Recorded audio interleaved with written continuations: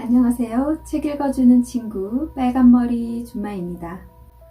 오늘은 리처드 와이즈먼의 지금 바로 써먹는 심리학 5번째 영상입니다. 저자는 영국 유수 언론에서 가장 많이 인용하는 심리학자입니다. 괴짜 심리학자로 널리 알려진 저자는 일상의 여러 문제를 해결하고자 자기 개발서나 멘토의 도움을 받지만 번번이 실패하는 이들을 위해 정신력에만 기대지 말고 당장 실천할 수 있는 아이디어를 제시합니다.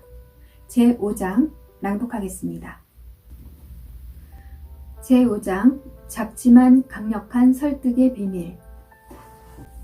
우리 모두는 마음이 맞는 친구들만 만나고 자신의 생각과 모순되는 정보를 외면하며 다른 의견을 가진 사람들을 어떻게든 반박하고자 한다. 스스로 이성적인 인간이라고 생각하면서도 자신의 믿음과 모순되는 상황이 벌어지면 쉽사리 이를 외면해 버린다. 이미 결정을 내렸으니 다른 주장으로 나를 혼란에 빠뜨리지 마라 라는 사고방식 때문에 세계적으로 많은 정부가 국민들의 생각을 바꾸는데 어려움을 겪고 있다. 예를 들어 담뱃갑에 흡연은 생명을 앗아갑니다 라는 문구를 적어 놓아도 흡연자는 담배가 해로운 것만은 아니라는 증거를 어디에선가 분명 발견해낼 것이다. 그리고 알코올 위험에 대해 아무리 강조해도 애주가는 자신은 절대 문제 없을 것이라 믿는다. 건강식단의 중요성을 알리는 캠페인을 실시해도 비만한 사람들은 계속해서 엄청난 양의 햄버거와 감자칩을 먹어치울 것이다. 오랫동안 심리학자들은 사람들이 자신의 말대로 행동하는지 관찰했다. 결과는 인간은 자신의 생각과는 상관없이 행동하는 이중적인 사고에 대단히 능한 존재라고 결론을 내렸다. 이런 부조화가 삶의 다른 영역에서도 똑같이 나타나는지 확인하기 위해 많은 과학자들은 도덕과 같은 다양하고 중요한 주제에 주목했다. 여러분은 자신이 도덕적인 사람이라고 생각하는가? 항상 올바른 일을 하고 합리적으로 문제를 해결하며 윤리적으로 행동하는가? 이 질문에 대해 대부분의 사람들은 그렇다 라고 대답한다. 그렇다면 정말로 도덕적이고 윤리적으로 행동할까? 실험 결과 대다수의 사람들이 진실보다 이익을 선택했다. 그렇다면 스스로를 다른 이들보다 훨씬 도덕적이라고 평가한 사람들은 어땠을까? 실제로 선택의 순간에 맞닥뜨렸을 때 스스로를 도덕적으로 우월하다고 평가한 사람들도 이익 앞에서 진실을 외면하는 것으로 드러났다. 도덕성과 같이 지극히 내면적이고 중요한 가치에 대해서도 사람들은 종종 믿음과는 상관없이 행동한다는 사실을 보여준다. 1장에서 살펴본 것처럼 가정원칙은 행동이 감정을 만든다고 설명한다. 웃으면 행복하고 찌푸리면 화가 난다. 사회심리학자 뱀은 행동이 감정뿐 아니라 믿음에도 큰 영향을 미치지 않을까 궁금해했다. 상식적으로 볼 때는 생각이 행동을 만들어낸다. 예를 들어 어느 날 저녁 즐거운 시간을 보내고 싶다는 생각에 영화나 연극 중 하나를 선택하기로 한다. 그리고 연극보다 영화를 더 좋아한다고 생각하고 영화관으로 향한다. 이 사례에서도 생각이 행동으로 이어졌다. 그러나 뱀은 인간 심리에 대한 상식적인 설명을 뒤집어 행동이 믿음을 만든다고 주장했다. 가령 연극을 보러 가기로 결정을 한다. 그리고 연극을 보러 가는 자신의 모습을 보고 무의식적으로 이렇게 생각한다. 나는 지금 연극을 보러 가고 있군. 그렇다면 영화보다 연극을 더 좋아하는 게 틀림없어. 그리고 이러한 생각은 연극에 대한 긍정적인 느낌으로 이어진다. 이와 같은 전략으로 국민 전체에 강력한 영향력을 행사할 수도 있다. 나치는 매일 국민들이 하일 히틀러라고 외치게 함으로써 그들이 자신의 이데올로기를 적극적으로 받아들이도록 했다. 마찬가지로 매일 애국가를 부르게 함으로써 애국심을 고취할 수 있다. 또는 아침마다 기도를 드리게 함으로써 신앙을 끌어올릴 수 있다. 이 사례 모두 말하면 믿게 된다는 사실을 입증한다.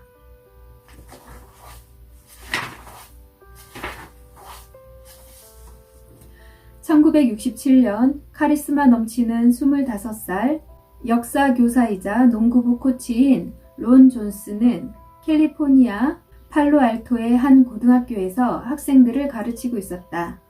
존스는 새로운 교육 방법을 탐구하는 과정에서 특별한 행동적 접근 방식으로 나치 독일이 사용한 전략을 확인해 보고자 했다.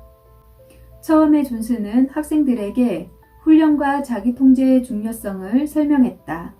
그리고 똑바로 앉아서 발바닥을 땅에 밀착한 채 손을 등 아래에 갖다 대는 연습을 반복적으로 시켰다. 다음 날에는 공동체의 중요성에 대해 설명하면서 아이들에게 뭉치면 살고 흩어지면 죽는다 라는 구호를 반복적으로 외치도록 했다. 그리고 오른손을 오른쪽 어깨 위에 올려놓는 식으로 학급 인사까지 하도록 했다. 수업이 끝나는 종이 울리자 존스는 먼저 천천히 학급 인사를 했고 그러면 아이들도 똑같이 따라했다. 다음 날에는 회원카드를 만들어 학생들에게 나누어 주며 제3의 물결이라는 조직을 만들었으니 다른 친구들에게도 소개하라고 당부했다. 만약 그 조직에 비판적인 말을 하는 학생이 있으면 즉시 그 이름을 알려달라고도 했다. 제3의 물결에 대한 이야기는 순식간에 학교 전체로 퍼져나갔고 일부 학생들은 조직을 알리기 위해 현수막을 걸고 전단을 뿌리기도 했다. 회원 수는 순식간에 100명을 넘었다. 조직에 가입한 학생들은 대부분 권위적인 모습으로 다른 학생들에게 규율에 대한 엄격한 복종을 강요했다. 조직이 점차 자신의 통제를 벗어나자 존스는 실험을 끝내기로 하고 회원들을 위한 특별 발표가 있으니 모두 강당으로 집합하도록 했다.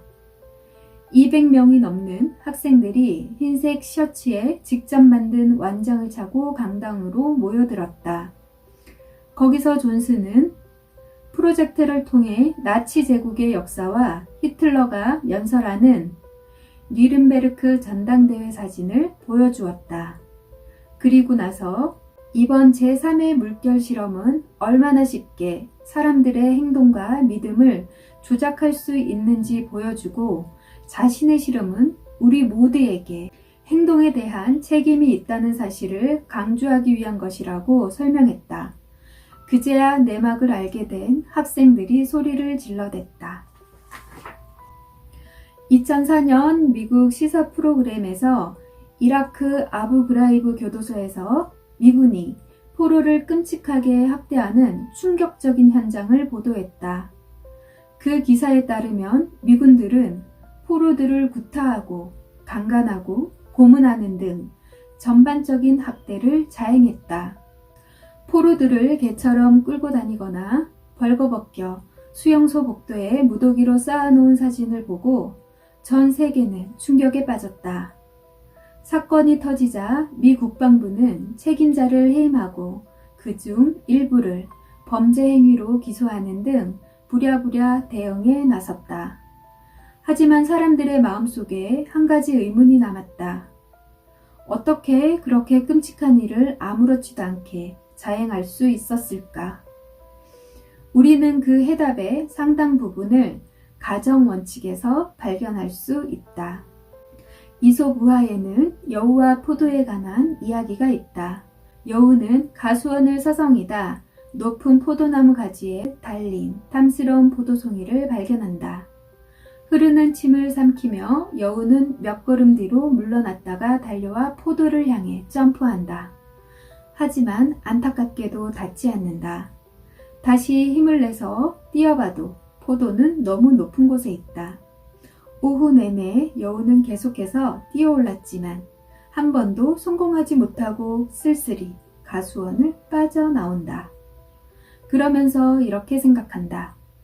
어차피 너무 쉬어서 맛도 없을 거야. 신포도라는 표현을 낳은 이 우화는 가정원칙의 힘을 보여주는 전형적인 사례이기도 하다.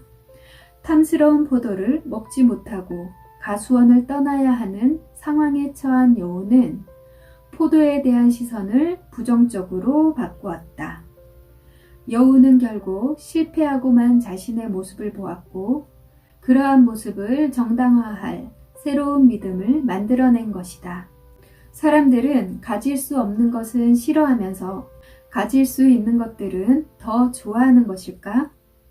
예를 들어 두꺼운 재킷을 사기 위해 옷 매장에 들렀다고 하자. 커다란 진열장에 수많은 재킷이 가득 걸려 있다. 멋진 옷이 너무 많아서 몇 시간을 둘러봤는데도 무엇을 골라야 할지 모르겠다.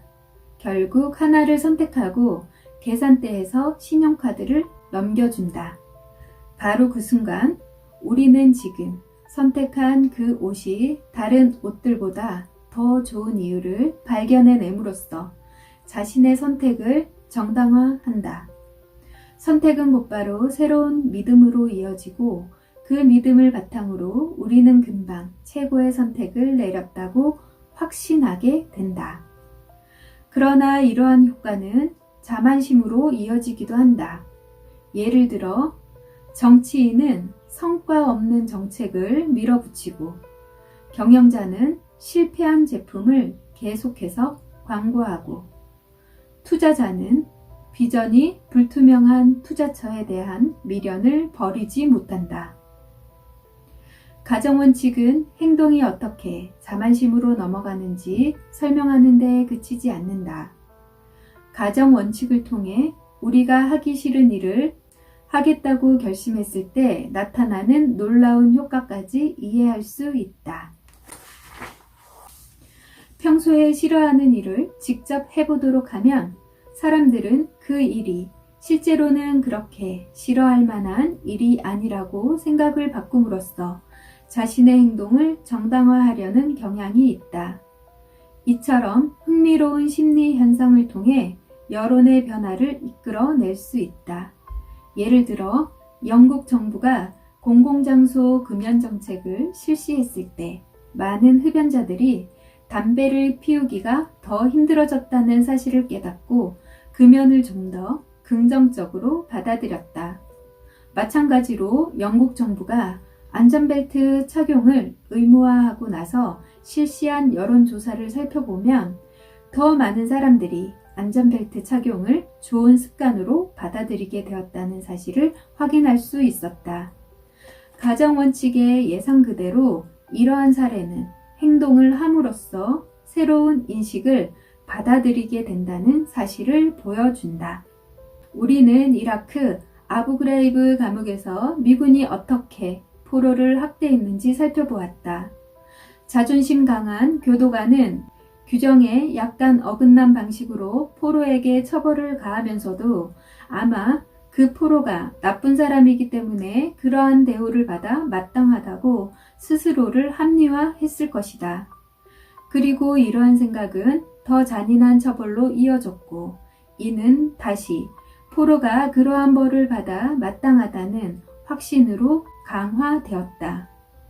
아무런 규제가 없는 상황에서 이러한 악순환이 반복되다가 급기야 통제 불가능한 상황에 이르렀고 결국 전 세계를 경악하게 만든 충격적인 사건으로 이어지고 말았다. 그래도 다행스러운 점은 가정원칙이 사람들의 믿음에 영향을 미친 방식에 대한 연구 중 해피엔드로 이어진 사례도 많다는 사실이다. 긍정적인 사례들을 다룬 많은 연구는 가정원칙을 통해 집단의 단결을 도모하고 사람 목숨까지 살릴 수 있다는 사실을 보여준다. 어릴 적부터 사람들은 따스함에서 안전함이나 안심을 떠올린다. 반면 차가움에서는 냉정함을 연상한다. 이러한 연상작용을 착안해 주변 사람들에게 따돌림을 당할 때 사람들은 정말로 물리적으로 차가움을 느끼지 않을까? 이를 확인하기 위한 실험에서 피실험자 그룹을 대상으로 절반에게는 인생에서 다른 사람에게 거절당한 경험을 떠올리게 하고 다른 절반에게는 구성원으로 인정받는 경험을 떠올리게 했다. 그리고 나서 그 방의 온도를 맞춰보라고 했다. 그 결과 놀랍게도 거절당한 경험을 떠올린 사람들이 방 온도를 상대적으로 낮게 예측한 것으로 드러났다. 거절의 기억이 실제로 그들을 더 춥게 만들었던 것이다. 어릴 적 부모와 포옹을 하면서 온기와 안정감을 동시에 느끼는 것처럼 따스함으로부터 사회적 인정을 연상하는 경험은 상당히 이른 나이부터 시작된다. 외로울 때 더 춥게 느껴지는 것처럼 가정원칙에 따를 때 주변 환경을 따뜻하게 함으로써 친밀감을 높일 수 있다고 기대할 수 있다. 피실험자들에게 따뜻한 커피나 차가운 음료수를 마시게 하면서 전혀 모르는 사람에 대한 간단한 설명을 읽고 그 사람의 성격을 평가해 보도록 했다. 그 결과 커피 덕분에 몸이 따뜻해진 피실험자들은 상대적으로 높은 친밀감을 표현했다. 이 실험의 의미는 분명하다. 누군가와 더 친해지고 싶다면 에어컨이 나오는 술집에서 얼음을 채운 칵테일을 마시지 말고 모닥불 앞에서 따스한 차 한 잔을 나누어야 한다는 사실이다. 카리스마 넘치는 인물이라고 하면 대부분 마틴 루서킹이나 넬슨 만델라, 존 F 케네디, 버락 오바마 같은 사람들을 떠올린다. 하지만 왜 그렇게 생각하는지 콕 집어서 이야기해 보라고 하면 대부분의 사람들은 미묘한 특성을 제대로 잡아내지 못한다. 사실 우리는 주변 사람들의 표정과 몸짓을 따라한다. 그것도 지극히 무의식적이고 자동적으로 그리고 순식간에 따라한다. 누군가 웃음을 지으면 우리 입꼬리도 저절로 올라간다. 마찬가지로 짜증내는 사람과 마주칠 때 우리 미간에도 주름이 잡힌다. 이러한 방식으로 감정은 한 사람에게서 다른 사람으로 퍼져나가고 그 과정에서 집단적 공감과 단결력이 강화된다. 어떤 이들은 태어날 때부터 표정, 몸짓, 목소리를 가지고 자신의 감정을 다른 사람들에게 효과적으로 전달한다. 캘리포니아 대학교의 심리학자 하워드 프리드먼은 이러한 능력이 뛰어난 사람일수록 카리스마가 높다는 사실을 실험을 통해 입증했다. 이러한 사람들은 주변 사람들에게 자신의 열정과 에너지를 자연스럽게 전달하고 그 사람에게서 다른 사람으로 전파되는 감정적 전이를 쉽게 만들어낸다. 그래서 주변 사람들의 내면 에너지를 자극하고 수많은 청중이 그의 말에 귀를 기울이도록 만든다. 이처럼 카리스마가 넘치는 사람들은 간접적인 방식으로 사람들을 설득하면서 생각하기보다 느끼도록 만든다. 다시 말해 이들은 머리가 아닌 가슴에 대고 이야기한다. 마찬가지로 어떤 사람들은 다른 사람의 감정을 파악하는 데 능하다. 스웨덴 웁살라 대학교의 페르 안데르손은 피실험자들에게 공감 능력을 평가하는 질문을 던지고 나서 행복하거나 화가 난 사람들의 사진을 보여주었다. 공감 능력이 높은 사람들의 경우 행복한 표정을 보자마자 입꼬리 부근의 근육이 움직이기 시작했다. 반면 스스로 공감 능력이 낮다고 평가한 피실험자들은 거의 아무런 반응을 보이지 않았다. 화난 표정을 접했을 때 공감 능력이 높은 사람들은 즉각적으로 미간이 좁아졌다. 하지만 공감 능력이 낮은 사람들에게는 별다른 변화가 일어나지 않았다. 공감 능력이 뛰어난 사람들은 다른 사람들의 감정을 그대로 경험하는 것처럼 반응함으로써 그대로 기쁨과 슬픔을 함께 나눈다. 강한 정체성으로 똘똘 뭉친 공동체가 제한된 자원을 놓고 경쟁을 벌일 때 잔인한 공격성이 드러난다. 다른 이들과 연결되어 있다고 느낄 때 사람들은 조화를 이루는 방식으로 움직인다. 이를테면 종교가 같은 사람들은 함께 믿음을 나누고 함께 기도를 올린다. 군대는 발을 맞춰 행군하고 스포츠 팬은 함께 응원하며 정치 집회에 참여한 사람들은 동시에 박수를 친다. 그렇다면 거꾸로 조화를 이루는 방식으로 행동하면 서로 연결되어 있다는 느낌을 만들어 낼 수 있다. 친해지고 싶은 사람이 있으시다면 따뜻한 커피 한 잔으로 좀 더 가까워지시기 바랍니다. 오늘도 고운 하루 보내세요. 책 읽어주는 친구 빨간머리 준마였습니다.